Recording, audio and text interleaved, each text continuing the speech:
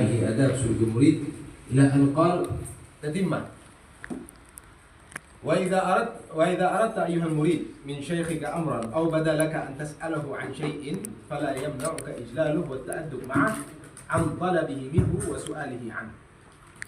Lanjutkan kajian kita di kitab Al-Imam Abdullah bin Al-Haddad, Adab Sulukul Murid.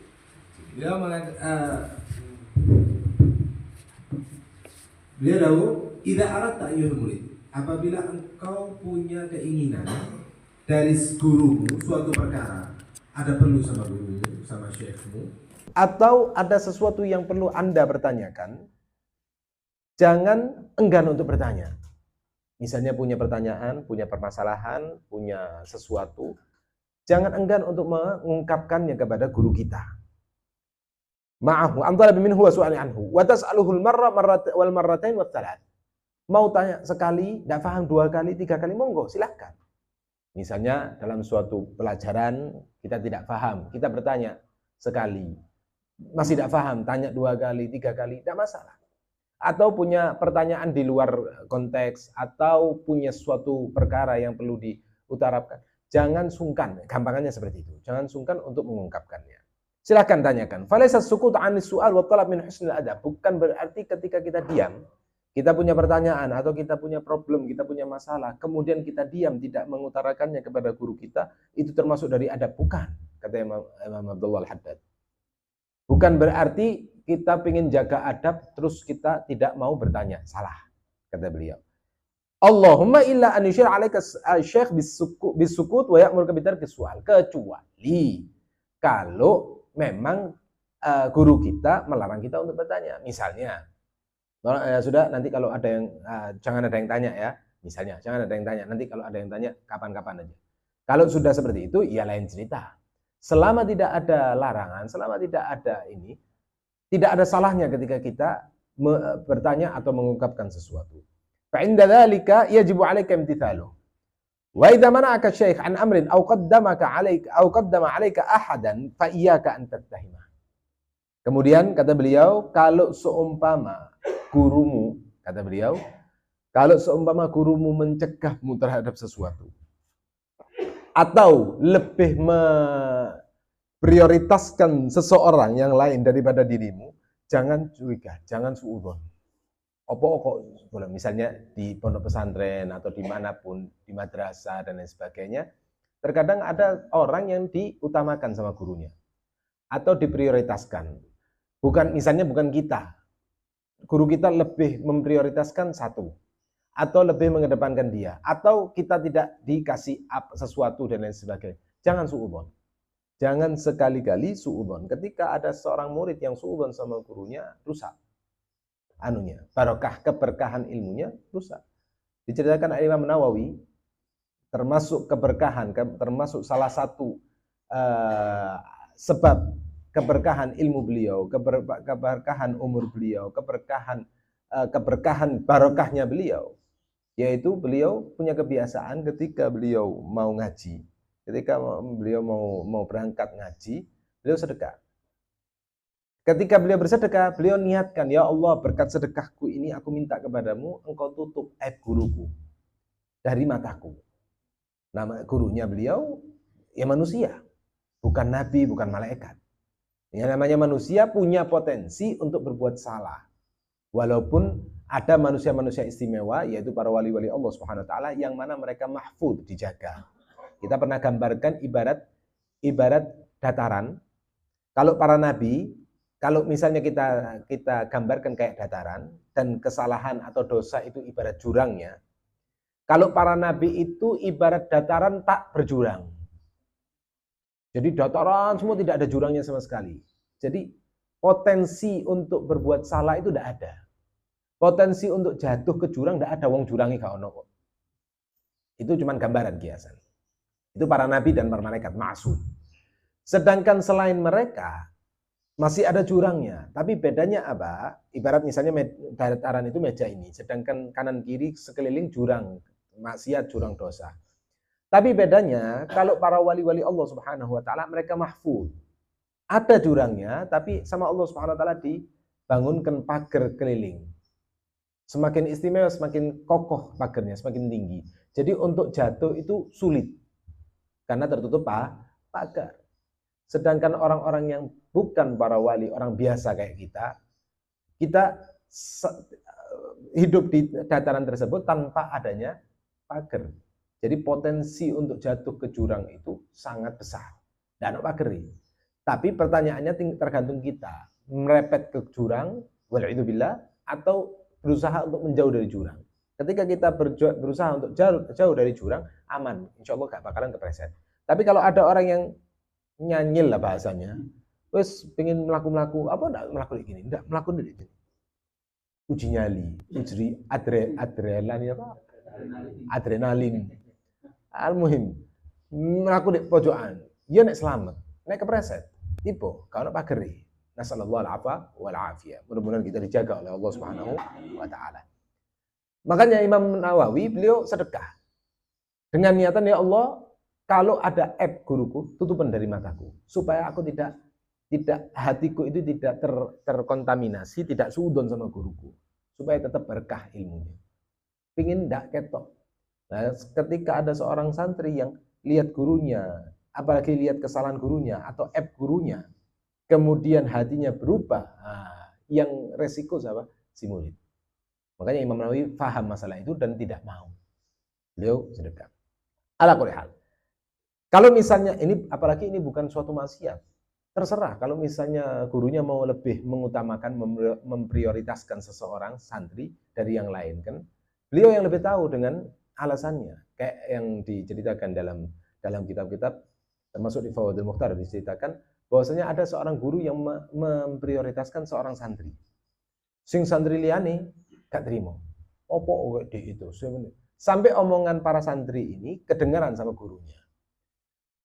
Si guru cara menjawab alasannya kenapa kok memprioritaskan si santri ini dengan cara dipanggil semua, dikumpulkan, dikasih ayam, dikasih binatang.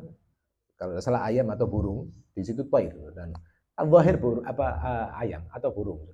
Dikasih burung dan kasih bisu setiap santri. Kemudian gurunya bilang, ini setiap santri silahkan sembelih itu burung yang tak bagi itu, sembelih di tempat yang tidak dilihat sama siapapun. Wah, buyar ya. Nanti kalau sudah kumpul lagi, buyar santri-santrinya. Ono sing-singitan di sini, singitan di sana, sampai tempat gelap, ada yang singitan di kamar, ada yang singitan di jeding misalnya. Pokok sekiranya tidak kelihatan, menurut dia tidak kelihatan siapapun. Kumpul lagi kedua kalinya, semua santri sudah nyembelih binatangnya, burungnya tadi, unggasnya tadi. Kecuali santri yang diprioritaskan tadi, yang diutamakan, yang diistimewakan sama gurunya. Dia tok unggasnya masih dalam keadaan hidup. Ditanya, loh sudah semua ya, kenapa kamu udah nyembelih? Kenapa tidak kamu sembelih? Tak nurut, bukan ya wahai guru. Sampean perintahnya tadi suruh nyembelih di tempat yang tidak dilihat sama siapapun. Sedangkan aku tiap kemana-mana mesti ada siapa yang melihat. Singitan di sini kelihatan, singitan di sini kelihatan, dimanapun kelihatan. Siapa? Allah Subhanahu Wa Taala. Jadi ada magam muraqabah sama santri ini. Nah, dengan dengar jawaban seperti itu, gurunya senyum. Kemudian baru menjelaskan kepadanya, lihada qaddamtuhu alaikum. Nah, karena inilah aku istimewakan dia daripada kalian. Kalian tidak memiliki sifat atau keistimewaan yang sebagaimana dia miliki. Baru mereka nunduk. Nah, kembali ke topik, Imam Abdullah Al-Haddad mengatakan kalau misalnya guru kita lebih memprioritaskan atau lebih mengistimewakan teman kita atau mencegah kita terhadap sesuatu, jangan suudzon. Jangan ada perasaan yang negatif. Wal takun mu'taqidan annahu qad fa'ala ma huwa al-anfa wal ahsan lak. Justru sebaliknya, yakinilah bahwasannya sang guru sudah melakukan sesuatu yang terbaik untuk Anda. Oh, ini yang terbaik. Misalnya guru ini bagi-bagi duit. Sak majelis dikei kabeh kecuali kita. Kita tak ada dikei. Perasaan apa yang muncul? Kok aku udah dikei, kafir dikei aku. Pasti seperti itu. Normal. Tapi ketika kita ingin menjadi seorang santri, seorang murid yang sejati, kita tepis. Nah, Apa tidak dikasih? Ya mungkin guruku lebih tahu karena mereka butuh, aku alhamdulillah cukup. Oh mungkin guruku tahu karena aku dikasih lebih, kayak para sahabat baginda Nabi SAW ketika setelah Fath Mekah, setelah perang Hunain, Rasulullah bagi-bagi ghanimah, harta rampasan perang itu di bagian-bagian ini muhajir yang akeh. Kaum Ansor tidak dikasih. Tidak dikasih kaum Ansor. Namanya manusia, sebagian mereka mulai ngomong, sing kita-kita tidak dikasih. Kaum muhajirin tok sing dikasih. Yes, ngomong antara mereka. Dengar sampai baginda Nabi SAW. Dikumpulkan kaum Ansor. Ngomong apa? Ada omongan apa di antara kalian? Enggak ya Rasulullah, enggak. Bukan kan, wes pokok panjang, ini ceritanya panjang, kita persingkat. Ngomong apa? Enggak ya Rasulullah. Ya ente ngomong gini kan, kenapa kok Rasulullah lebih mengutamakan kaum muhajirin, ahlu Mekah? Apakah karena itu adalah tanah kelahirannya, orang-orang tanah kelahirannya baginda Nabi? Kenapa kok kita tidak dikasih, kita tidak gitu? Enggak ya Rasulullah, Allah sampai sungkan, mereka sungkan sama Rasul. Karena tidak mau jawab, kalian tidak mau jawab, enggak. Pokoknya disekak terus sama Rasulullah, diteter sama pertanyaan, tapi mereka sudah sungkan, tidak bisa jawab. Sampai sama Rasulullah, kenapa kalian tidak jawab? Sampai didikte jawaban sama Rasulullah. Kenapa kalian tidak menjawab? Ya Rasulullah, kaummu lu ngusir jenengan, kita yang nampung jenengan. Kaummu musuhin jenengan, kita yang bela jenengan. Tapi kenapa kita tidak kau kasih? Mau jawab gitu? Enggak ya Rasulullah, enggak, astagfirullahaladzim. Allah sama Rasulnya yang punya punya anugerah, bukan kita tidak punya jasa, kita tidak punya budi. Justru jenengan yang punya budi, bukan kita. Sampai sungkan, sampai ketakutan sama kaum Ansor. Intinya terakhir dia ngomong, sekarang Anda tanya, kata Kanjeng Nabi, sampean pilih mana? Apakah kalian tidak ridho? Apakah kalian tidak rela ketika orang-orang itu pulang bawa kambing, bawa unta, bawa binatang, bawa ternak, dan sedangkan kalian pulang membawa baginda Nabi, membawa Rasulullah bersama kalian. Alias Rasulullah tetap pulang sama kalian ke Ansor, ke Madinah, ke kaum Ansor. Rodin, langsung teriak semua, Rodina, kita lebih milih jenengan ya Rasulullah daripada kita bawa kambing, ahsan bawa Kanjeng Nabi. Bukan sesuatu yang bisa bukan sesuatu yang bisa dibandingkan. Mereka itu jangankan harta benda, dirinya sendiri lebih dieliminasi. Baginda Nabi nomor 1. Begitu dikasih bisyara atau kabar gembira, biarkan orang-orang pulang pakai kambing, kalian pulang sama Rasulullah, sama aku, diriku, pulang bersama kalian. Kalau bukan karena hijrah, lakuntu rajulan minal ansar, katakan. Kalau bukan karena hijrah, misalnya aku dari kaum Ansor. Al-muhim dengan bisyara. Jadi intinya adalah normal ketika kita punya perasaan seperti itu. Tapi yang tidak normal kalau kita yang mau sejati, yang tidak normal kalau kita biarkan. Itu yang tidak normal. Kita berusaha tapis, kita takwilkan, kita bujuk diri kita bisikkan kepada diri kita alasan apapun. Kalau kita tidak nemu alasan, katakan ya mungkin tahu, aku yang tidak tahu. Wis selesai. Nah, wa idza waqa'a minka dhanbun wa wajada 'alaika asy-syaikh bisababihi fabadir bil-i'tidar ilaihi min dhanbika hatta yarda 'anka. Kalau misalnya engkau melakukan suatu kesalahan, kemudian gurumu ada efek dari kesalahan tersebut. Misalnya kita melakukan kesalahan. Kemudian guru kita marah atau ada sesuatu. Marah atau cemberut sama kita gara-gara kesalahan tersebut, cepat-cepatlah minta maaf. Fabadir bil i'tidar ilaihi, maka cepat-cepatlah minta maaf min dzambika dari dosamu tersebut hatta yarda anka, sampai guru kita ridha. Wa idza ankarta qalba asy-syaikh 'alaika ka'an faqadta minhu bishr. Kalau misalnya Anda mendapatkan hati gurumu sudah mulai berubah, kok kayaknya beda ya. Kayak misalnya ka'an faqadta minha bishr, kunta ta'lafuhu. Biasanya senyum, biasanya ustadku ini, biasanya guruku ini nek ketemu senyum, kok saiki gak senyum. Apa kok? Terkadang kan seperti itu. Oh, kayaknya punya salah, kayaknya ini dan itu. Kalau yang tadi yakin punya salah. Kalau ini enggak. Ada sesuatu kayak enggak enak. Kayak mencurang, apa perasaan. Au nahadzalik atau yang lainnya, fahaddithu bima waqa'a 'alaka min takhawwuf ka taghayyur qalbi 'alaik. Ceritakan, ungkapkan. Ya Ustaz, ya Kiai, ya Syekh. Ngapunten, ana kok kayaknya punya salah apa? Kok kayaknya jenengan berubah, kok gak senyum, kok cemberut. sama Al-Fakir gini-gini. Ungkapkan. Kenapa? Fala'allahu taghayyara 'alaika li syai'in ahdattahu fatatuba anhu. Supaya engkau tahu alasannya. Kalau ternyata benar, oh, biasanya senyum kok nggak senyum. Opo? Tanya. Siapa tahu kita melakukan suatu kesalahan yang kita tidak sadar, yang menyebabkan guru kita marah. Kita tanyakan supaya diungkapkan, supaya kita bisa berubah. Apa Ustadz ini? Iya, soalnya kamu kemarin gak hadir. Soalnya kamu kemarin gak ini. Dan lain sebagainya, misalnya. Supaya kita tahu alasannya, kita bisa taubat. Kita bisa jelaskan. Itu alasannya. Atau, aula'alla alladhi tawahhamtahu lam yakun 'inda syekh. Atau itu cuma perasaan Bapak saja. Perasaan Anda saja.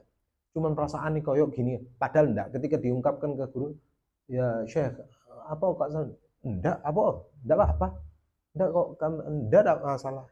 Cuman waham, cuman sangkaan. Wa alaika taib alqahu syaitan ilaika yasuka bih. Yang mana setan yang melemparkan ke hatimu. Terkadang gitu kita merasakan seperti itu. Kok koyok Syekh kita, kayaknya guru kita kok ada sesuatu kayaknya.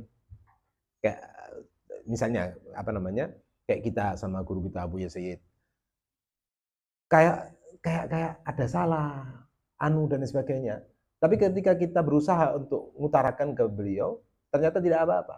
Tidak ada apa-apa. Katanya Habib Abdullah Al-Haddad, itu terkadang cuma perasaan yang dilemparkan atau yang diarahkan sama setan supaya kita sumpek. Sumpek apa ya ini. Kalau kita diem, setan terus ditambahi, dosisnya ditambahi. Akhirnya tambah don.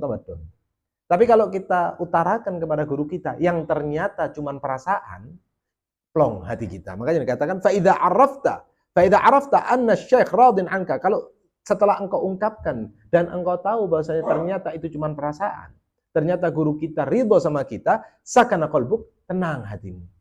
Gagal setan doktrinnya. Bi khilaf ma idza lam tuhaddithu wa sakatta bi ma'rifati minka bi salamati jihadik. Lain ceritanya kalau engkau tidak mengutarakan, diem. Enggak sungkan aku. Kayak Ustaz kiai iki marah, kayak Ustaz iki marah. Lho sampean apa? Enggak ru. Ya ngomong. Wah, enggak wis sungkan. Akhirnya apa? Dosisnya tambahi lagi sama setan. Akhirnya itu don suwe-suwe gak ngaji. Apa? Aku kayaknya salah. Ustaz, padahal gak ada apa-apa. Padahal tidak ada apa-apa. Terkadang orang itu salah paham. Terkadang Ustaznya mek kepikiran sesuatu, rodok mencurang dikit, pas noleh misalnya. Pas noleh sama dia, pas ketemu mata. Tapi bukan niat mencurang sama dia. Pas pikiran. Oh, ini. Padahal cuma perasaan. Nah kalau dia diem, akhirnya itu perasaan itu akan semakin menjadi-jadi. Ketika menjadi-jadi, setan akan berusaha untuk mengambil kesempatan di situ untuk ngedonkan mental, untuk ngedonkan semangat. Akhirnya itu menjauh. Wal'idzubillah. Makanya yang cerita tadi, baginda Nabi SAW ketika ada semacam itu langsung dikumpulkan sama baginda, diselamatkan sama baginda Nabi. Rasulullah itu sosok segalanya, sosok Nabi, sosok Rasul, sosok orang tua, sosok guru, sosok suri tauladan, semuanya baginda perfect, baginda Nabi SAW. Ayah, kakak, semuanya.